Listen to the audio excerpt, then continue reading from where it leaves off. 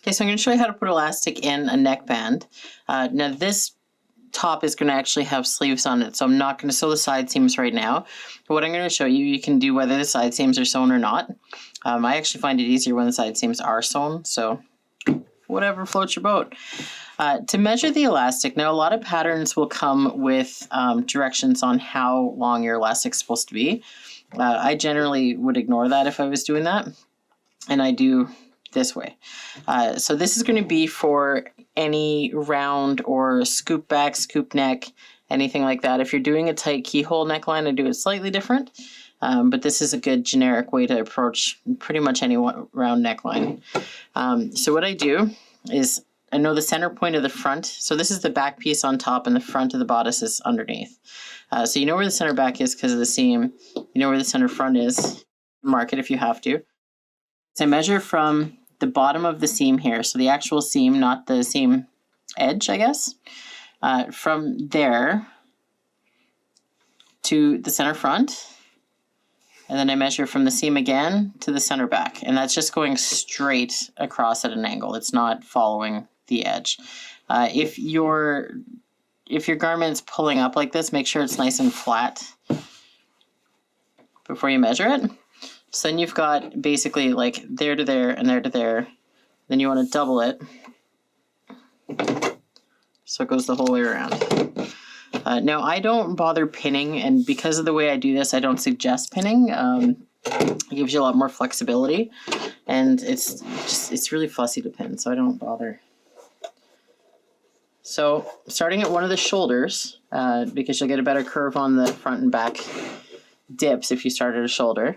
Well, I should say I'm using a long length on my serger and medium width, neutral differential feed. You can do exactly the same thing as I'm going to do here with a wide and a long zigzag right on the edge. So anyways, you get that started. Locate the center front there, and just same as you did before, just measure straight across like this. And then the point where that would hold, of course I'm going to be awkward here now. So you see how it's like that? Then just pull everything so it's straight and then stretch some more.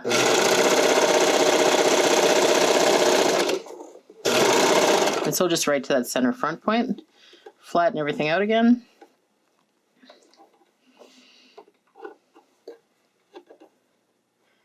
See where it goes straight to there. Hold that in place. Stretch it all together and so.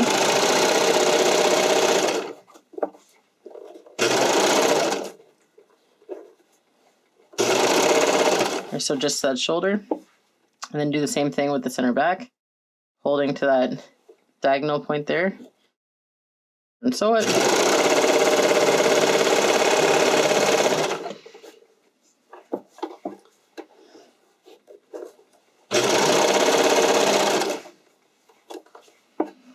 And then the last one's going to be the leftover, which it's harder to measure now because everything is pulled up. But it's the same thing, just pull it and stretch it go.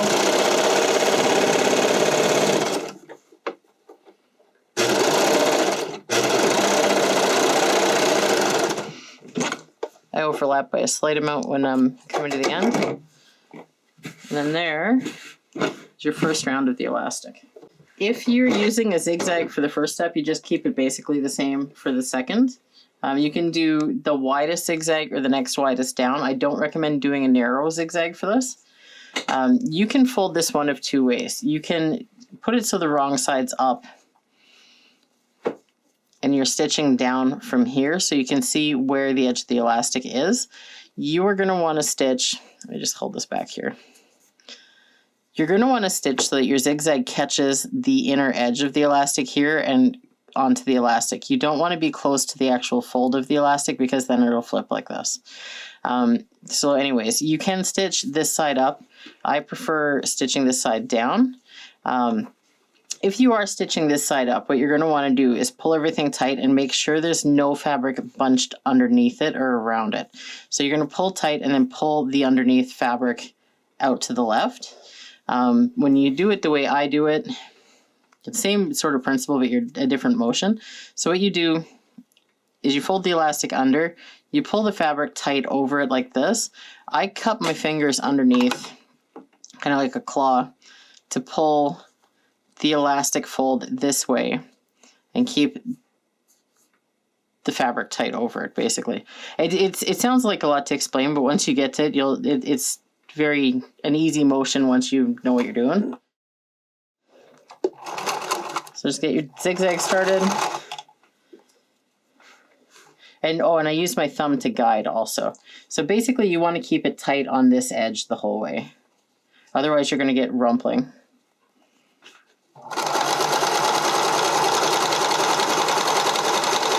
And again, I'm aiming to stitch on that inside part of the elastic.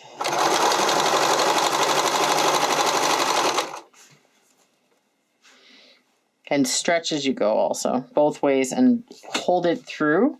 Don't stretch more as you go. You want it to be consistent. You don't want to tug it away from a machine that's in motion.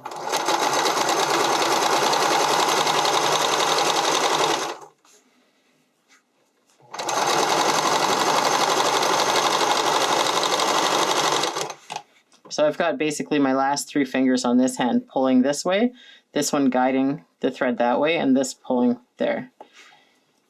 And these two work together.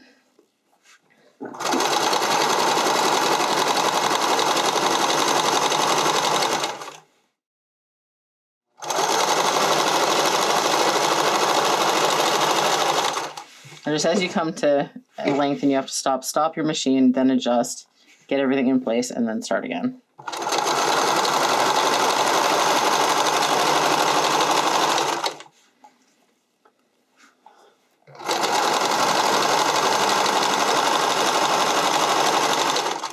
So basically, if you let go of the tension as it's sewing, or if you jerk it more while it's sewing, you run the risk of breaking the needle, and that can be very unsafe for your eyes, and inconvenient.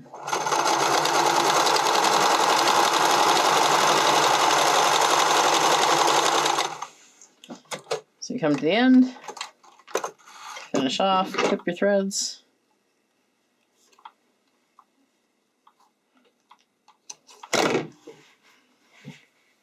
And there is your elastic. A little bit messy because I was chatting the whole way, but as you can see, it's got the nice curve.